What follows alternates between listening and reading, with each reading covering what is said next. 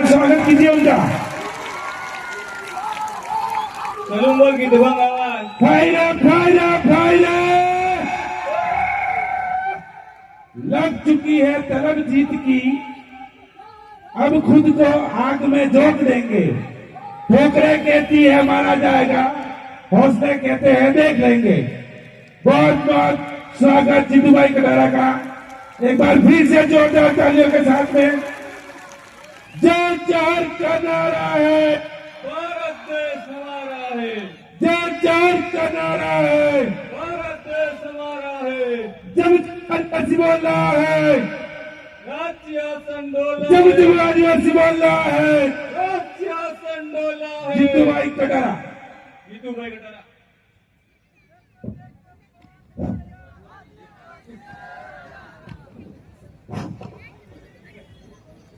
जय जोहार साथियों, थकान तो हो गई होगी, पर कहते हैं जो इस धरती से, इस प्रकृति से जुड़ा प्रथम व्यक्ति आदिवासी न तो दिन में थकता है न रात में थकता है, ये उसका प्रमाण है मेरे पास। सबसे पहले यूएनओ द्वारा घोषित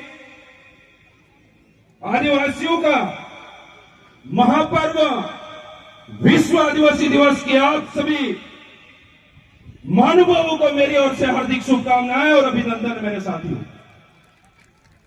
पूर्व में बहुत सारे वक्ताओं ने अपनी अलग अलग भूमिका पर, अलग अलग बिंदु पर और समाज में हो रहे अलग अलग समस्याओं पर अपनी बातें रखी। मैं धन्यवाद देना चाहता हूं उन तमाम वक्ताओं का, क्योंकि आज वो दिन है जब हमारे इलाके के अंदर कार्यक्रम करने के लिए मंच तो सज जाता था, लोग भी आ जाते थे, पर शायद एक तो वक्ता ही होते थे, इतना वक्ताओं का हुजूम नहीं होता था मेरे पास। तो साथियों, इससे यह समझ में आता है कि समाज हमें कुछ नहीं कुछ दे तो रहा है, पर हमें डटे रहना है। अब ये बात सबके ऊपर लागू होती है। आज जो भाई अपनी पढ़ाई लिखाई को लेकर के हर एक जगह तक पर तैयार है, मेहनत कर रहा है, उस भाई को भी मैं ये कहना चाहता हूं कि डटे रहना है, डटे रहना है। और तब तक डटे रहना है जब तक आपके आंखों में जो सपना है वो नहीं हासिल होता है, तब तक आपको डटे रहना पड़ेगा। आपने देखा होगा देश की राजधानी के अंदर बहुत बड़ा आंदोलन हुआ, वो आप सभी के माध्यम से हुआ है। मैं आपको कहना चाहता हूं, आने वाले समय के अंदर युवाओं को लेकर के और युवतियों को लेकर के और बुजुर्गों के आशीर्वाद से और वरिष्ठों के दिशा निर्देश के अनुसार हम बहुत बड़ा आंदोलन शुरू करने वाले हैं मेरे भाइयों। बहुत सारे भाई केरल में धन्यवाद देना चाहता हूं उनको, पर उसके अंदर इस टीएसपी क्षेत्र के अंदर आने वाले, मेरी आवाज जहां तक जा रही है उसके अंदर पढ़ने वाला हर एक विद्यार्थी, अगर आप साथ खड़े रहोगे उस मिशन को जीत पाएंगे मेरे भाइयों। आज हम जिला मुख्यालय पर आए और कार्यक्रम हुआ और उसको समापन की ओर है, हम घर चले जाएंगे, फिर आपको कोई और कहेगा कि अगले साल विश्व आदिवासी दिवस आ गया है, तैयार हो जाइए। ऐसे नहीं करना है मेरे भाइयों।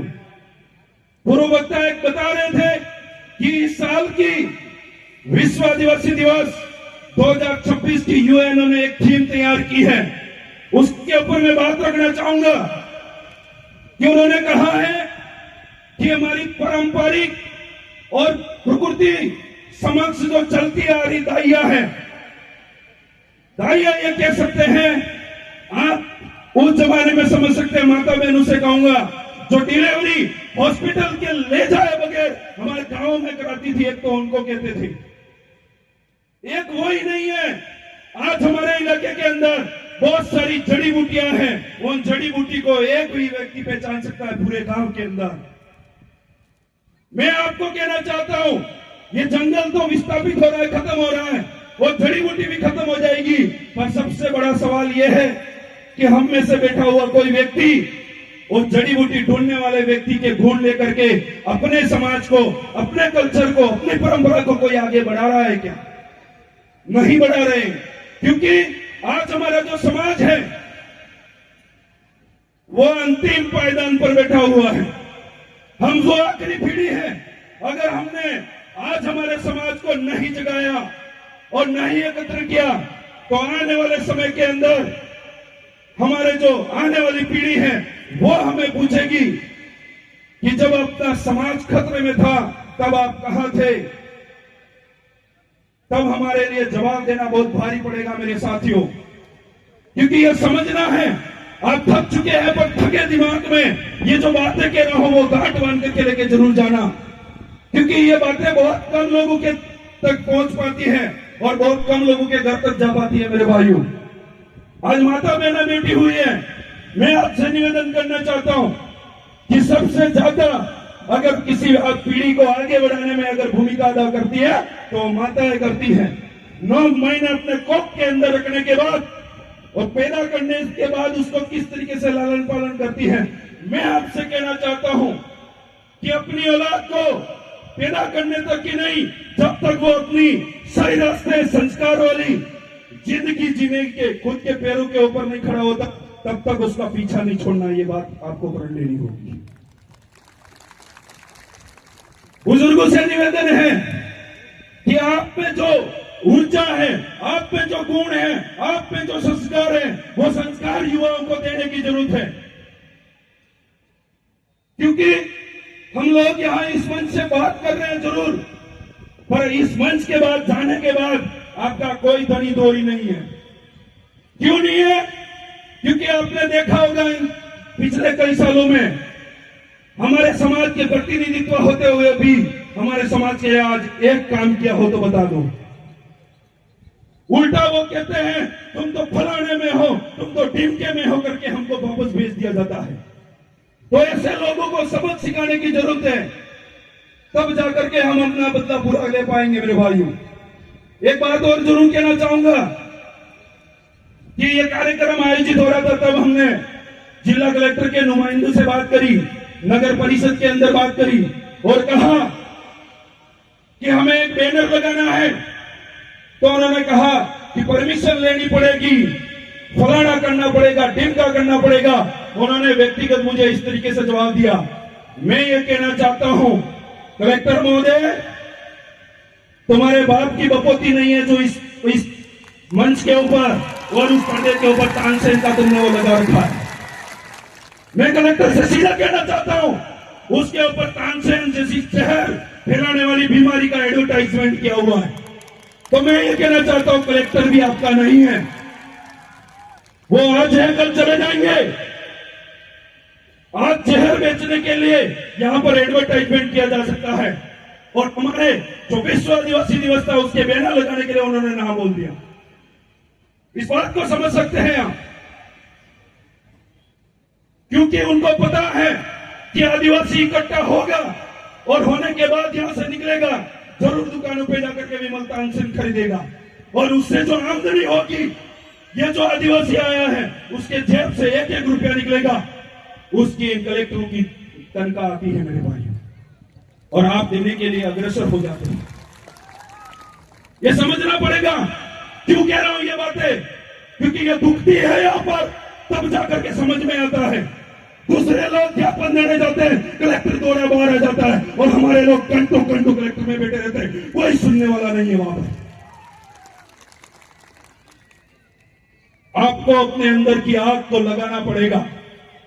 ये मेरे अकेले कहने से, ये 2-3 वक्ताओं के कह देने से ये काम पार नहीं पड़ेगा। आपके अंदर वो चीजें होनी चाहिए। ये गुस्सा या आज आपको जो आ रहा है वो गुस्सा आप लेकर के जाइए और वो गुस्सा अपनी जीवन के अंदर जहां प्रगति की ओर जा रहे हैं उसके अंदर लगाइए मेरे भाइयों, तब जाकर के हमें बहुत कुछ मिल पाएगा। नहीं तो ये लोग हमारे पास जो जमीनें हैं वो तो छीनते ही रह रहे हैं। एक दिन जो आप सांस ले रहे हो वो ऑक्सीजन भी ये लोग छीन लेंगे मेरे भाइयों। आपको ये समझने की जरूरत है, तब जाकर के हम आगे बढ़ पाएंगे। बाकी ऐसे बहुत सारे कार्यक्रम होंगे जिसके अंदर समाज को लेकर के बहुत सारी बातें कही जाएगी, बहुत सारी चीजें समझाई जाएगी। पर अगर समझना हमारे अंदर है तभी जाकर के हमारे अंदर वो बदलाव आ सकता है। मेरे भाइयों, एक बात जरूर कहना चाहूंगा, आज यहां पर बहुत सारे महानुभाव आए हैं, बहुत सारे वरिष्ठ साथी आए हैं, उनके लिए और नहीं आए उनके लिए भी कहना चाहूंगा कि ये लोग आपके कभी नहीं हुए, वो आपका आज इस बार का प्रमाण है।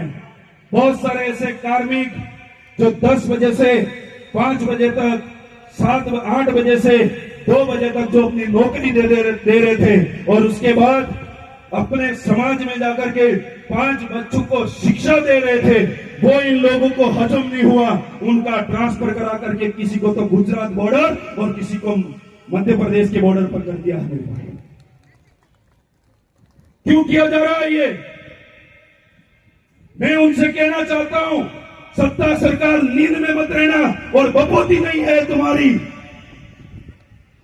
जिस दिन हम पलटवार करके बाजी हाथ में लेंगे ना, तब तुम्हें पानी और ऑक्सीजन के लिए भी तरसना पड़ जाएगा। ये बात कह रहा हूं आपको,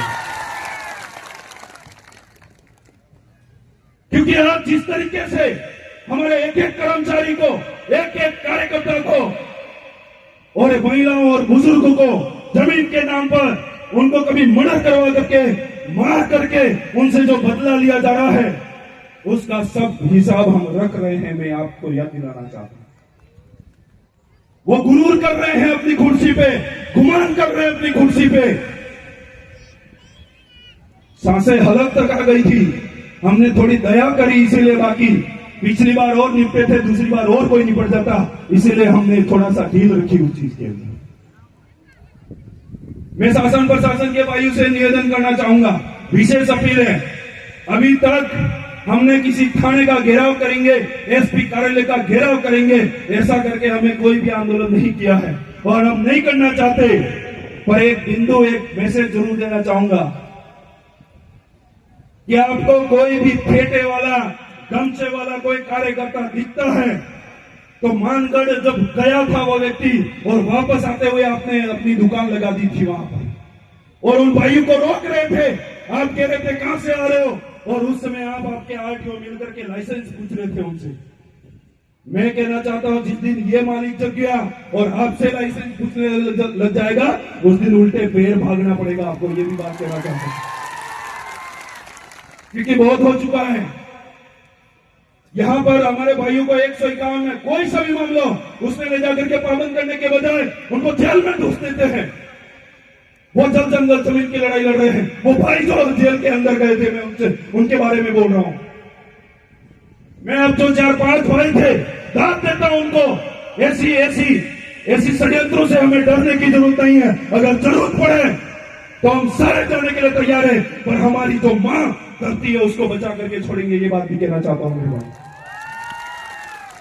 सबसे ज्यादा निवेदन सलूमबर ब्लॉक के जो भाई हैं, जो बुजुर्ग हैं, उनसे उम्मीद है कि अगर आपको जमीन बेचनी है, पहली बात तो बेचनी क्यों है, मुझे ऐसा लगता है कि आप उसको अपना घर का सदस्य नहीं मानते हो। आपने देखा होगा बहुत सारे आदिवासी भाई, और हम खुद ऐसा करते हैं, हमारे आंगन पे अगर एक पेड़ होता है उसको भी हमारा एक परिवार का सदस्य मानते हैं, उसकी एक टहनी तक नहीं छोड़ते हैं। और गैर और सत्ता सरकार अगर एक नीम का पेड़, एक बरगद का पेड़ दिख गया तो उसके अंदर धंधा ढूंढ लेंगे कि इसकी कितनी कटिंग करूंगा और कितनी लकड़ियां बेचूंगा और कितना पैसा आएगा, ऐसा अनुमान लगा देते हैं वो लोग। हम प्रगति पूजक हैं, हमने कभी ऐसा नहीं किया। क्यों कर रहे हैं ये लोग हमारे पे, क्यों कर रहे हैं ये अत्याचार? क्योंकि अब हम यहां से जाने के बाद भूल जाते हैं उस गेट के बाहर कि हम थे कौन, हमारा क्या वजूद है, हम क्या लेने आए थे और हमारा क्या सपना है, उस बात को भूल जाते हैं। इसलिए वो लोग हमारे पे हावी हैं। आज बहुत जगह अलग अलग कार्यक्रम हो रहा है। मैं उन भाइयों से भी कहना चाहता हूं, एक दिन वही कार्यक्रम के अंदर अगर नेता फेता आकर के बड़ी घोषणा कर दी ना, उस दिन वो मंच और वो कार्यक्रम राजनीति की भेंट चढ़ जाएगा। इसलिए अलग अलग कार्यक्रम करने की जरूरत नहीं है। एक जगह हो और ताकत दिखाओ इस शासन प्रशासन को, जो हर दौर 364 दिन हमारे आदिवासी को पूरी तरीके से लूटते हैं उन्हें। जिला मुख्यालय पर काम करने वाले तमाम भाइयों से निवेदन है, हमारी किसी भी प्रकार की कोई भी लापरवाही के बिना हमें इन मुहिम को आगे बढ़ाना होगा, क्योंकि अभी बहुत सारे ऐसे केस हैं जो माताएं मर गई, पुरुष मर गए, किस विवाद को लेकर के मर गए, अभी तक उनका कोई भी हिसाब किताब नहीं दिया है। मैं आज आपको कहना चाहता हूं, हमारा 5 डेलीगेशन टीम आपके एसपी कार्यालय के अंदर आएगा और पिछले 2 महीने के अंदर जो जो मौतें हुई है उसका हिसाब किताब चुकता करो, नहीं तो इतना हुजूम आपको पता है कलेक्टर के सामने हम घेराव कर सकते हैं। ये बात कहना चाहता हूं, क्योंकि ये रफा दफा करने वाली जो इनकी नीति है वो अब खत्म करनी पड़ेगी हमको भाई। इसीलिए बातें बहुत सारी हैं, मुझे पता है शायद आप मुझे ही सुनने के लिए खड़े होंगे। धन्यवाद करता हूं, आपने मेरी बात को इतनी महत्वपूर्ण तरीके से, और पिछले जो वक्ता थे उनकी भी मुख्य जो बिंदु है वो आपके दिमाग में होंगे, उन्हीं को अपने जीवन में उतारना और प्रण लेकर के जाओ। इस जाजम छोड़ने से पहले कि हमारे आने वाली पीढ़ी को हम संस्कार देकर के आने वाले समय में इस मंच पर खड़ा करेंगे, ऐसे ओहदे पर ला करके खड़ा करेंगे जिसे हमें भी गर्व हो, हमारे समाज हमारे परिवार का बेटा है, ऐसा गुमान होना चाहिए आपको मेरे भाई। बातें कहने को बहुत सारी हैं, बहुत सारी ऐसी चीजें हैं जो मैं भूल गया हूं, कह नहीं पाऊंगा, पर आपके बीच में समय समय पर आता रहता हूं, वहां पर भी ये चीजें क्यों कहूंगा। पर आज आपने जो बात मानी है, सुनी है, वो सारी चीजों का अमलीकरण करोगे, ऐसी आशा और विश्वास के साथ मेरी बात को विराम देने से पहले सबसे पहले आपने जो इतनी तपती धूप के अंदर जिस तरीके से यहाँ बैठे और ये चीजें सुनी उसके लिए धन्यवाद। और साथ ही एक बात आपने जरूर देख लिया होगा मेरे भाइयों, ये बात तो आज गांठ बांध करके लेके जाओ कि उस कालांतर में या पिछले 5 सालों में कुदरत के साथ कितना कितना बड़ा खिलवाड़ किया है, जिसकी वजह से आज मुख्य आषाढ़ महीना होते हुए भी हमारे क्षेत्र के अंदर बारिश आना बंद हो गई है। हुआ है कि नहीं हुआ है, यह उन्हें फर्क नहीं पड़ेगा, यह उनको फर्क नहीं पड़ेगा जिनकी रोटी तो बनती है यहाँ और बाथरूम होता है यहाँ और सोने जाना पड़ता है यहाँ, उनको खबर नहीं पड़ेगी। ये तो उनको खबर पड़ेगी जिनकी 2-2 बीघा जमीन है, मवेशी है, उनको खबर पड़ेगी कि बारिश नहीं आना हमारे लिए कितना अकाल है मेरे भाई। क्योंकि आज जिस एनर्जी से हम बोल रहे हैं, मैं बाजार का खा करके तो इतनी एनर्जी से नहीं बोल पाऊंगा, क्योंकि हमारे खेत में जो पक रहा है उसी को खा करके हम इतनी एनर्जी से बोल पाएंगे। और ये चीजें आज अगर हमारा अन्न ही नहीं बचा तो ये एनर्जी नहीं बचेगी, और जिस दिन ये एनर्जी नहीं बची उस दिन हमारे लोग फिर से गुलाम कर दिए जाएंगे मेरे भाइयों। तो आपको समझना है, सोचना है। बाकी प्रोपोगेंडा करने वाले तो एक पेड़ माँ के नाम, उन्होंने आपने देखा होगा आपके इलाके के अंदर उन्होंने किया है, एक पेड़ की टहनियां तोड़ करके उन्होंने लगा करके फोटो अपलोड कर दिए, क्योंकि उसकी वजह से पर्यावरण संरक्षण नहीं हो सकता मेरे भाई। तो ये सरकार की दोगली नीति है, उसे भी हमें पहचानना है और हमारी पहचान को कायम रखते हुए आने वाले समय में हमारी आदिवासी एकता कायम करनी होगी, तब जाकर के हमें जो हमारे हक अधिकार है वो मिलेंगे मेरे भाइयों। नहीं तो ये लोग बिखेर कर, कोई इसमें बिखेर रहा है, कोई उसमें बिखेर रहा है, कोई इधर बिखेर रहा है, इस तरीके से बिखेर करके खत्म कर देंगे। तो आपको समझना होगा। एक बात कहना चाह रहा हूं कि आपने कार्यक्रम किए होंगे कई 5 साल पहले, 6 साल पहले, 10 साल पहले, वो लोग वही है जो आपको पुलिस बुला करके आपको कार्यक्रम नहीं करने देते होंगे। वही कार्यक्रम आगे बढ़ा और जिला मुख्यालय पर आज इतना बड़ा हुआ, तब जाकर के उनके कार्यालय के सामने वो लोग माला और पट्टा पहन करके यूं करते नजर आए होंगे। आए नहीं आए आपको? ये वही लोग हैं जो हमारे ऊपर पुलिस भेजते थे कि फटाफट खत्म करो, फटाफट समापन करो, पर उन्हें नहीं पता था ये ज्वाला है, ये मशाल है, इस तरीके से भड़केगी कि जिला मुख्यालय भी जाम हो जाएगा। वो कारवा आज इन्होंने देखा होगा। मैं बाजार के अंदर जितने भी भाई हैं उनसे भी अब कहना चाहता हूं कि आप भी इस गुमान में ना रहे। आपकी भी दुकान पे काम करने वाला एक एक व्यक्ति आदिवासी भाई है, उसका भी सम्मान करना और उसको टाइम पे सैलरी देना आपका काम है मेरे भाई। बहुत सारे भाई अहमदाबाद जाते हैं, 2 महीने काम करते हैं, 1 महीना पगार उनको छोड़ करके वापस आ जाते हैं और फोन करते हैं कि हमें पगार नहीं मिल रहा है। भाइयों, काम करने से पहले उससे इस तरीके से बात कर दो ताकि उसको भी समझ में आ जाए कि ये नौकरी कर रहा है, 2 महीने अगर काम करेगा तो 2 ही महीने की सैलरी लेकर के जाएगा, इतना तटस्थ है तब जाकर के आपको वो रखेगा। इसलिए बहुत सारी शिकायतें हैं, बहुत सारी चीजें हैं और कहने को बहुत सारी चीजें वो कह नहीं पाएंगे आपके अपने मन के अंदर। और आपका खास एक दोस्त है और जो है आने वाली पीढ़ी का बहुत बड़ा दुश्मन भी है, वो मोबाइल फोन है। उस मोबाइल फोन को जरूरत के अनुसार यूज करें, उसको अपना हथियार बनाएं, उसको अपने डूबने का, भविष्य की पीढ़ी को डुबाने का कुआं मत बनाना। आप सभी को धन्यवाद, मेरी ओर से हार्दिक शुभकामनाएं। जय जोहार, जय आदिवासी, जय भील प्रदेश, जय सोनार मां, जय कामड़िया हनुमान, जय दराल मां, जय गुजरात, जय प्रकृति, आपका सबकी जय। धन्यवाद, जय जोहार, जय आदिवासी, धन्यवाद।